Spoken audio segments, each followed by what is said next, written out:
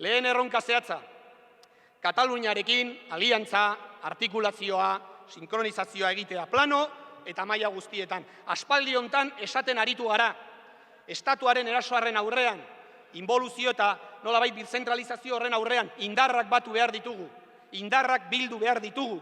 Aldagai hori izan daitekelako bi prozesuen desblokeoa, aurrerabidea eta are arrakasta berma dezakena.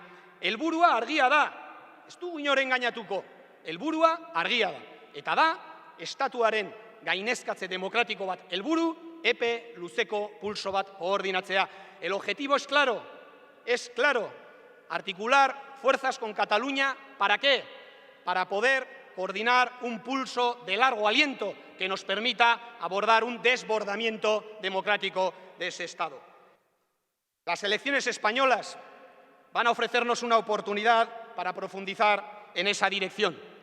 Y decimos que una vez más hay que darles donde más les duele, que es lo que decía Herri Batasuna en su tiempo. Y lo que más les duele no es la abstención, lo que más les duele no es el voto a Podemos, ni mucho menos al llamado Partido Socialista Obrero Español, ese partido que ha demostrado y viene demostrando continuar siendo un pilar fundamental del régimen del 78. Lo que más les ha dolido siempre, lo que más les duele también a día de hoy es el voto independentista y más concretamente el voto al independentismo de izquierda.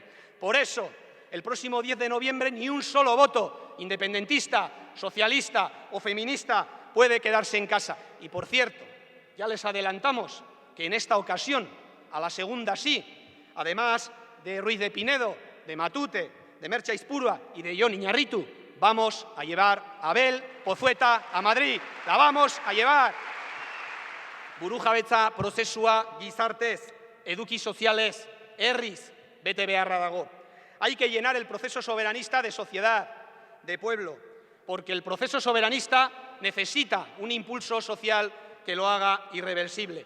Pues bien, por y para eso vamos a trabajar mano a mano y codo con y en el movimiento feminista, con y en el movimiento pensionista, con y en el movimiento juvenil, para reforzar el músculo social del proceso y para articular o terminar por conformar un gran frente soberanista y transformador que vincule, que una la demanda de soberanía con la demanda de cambio social.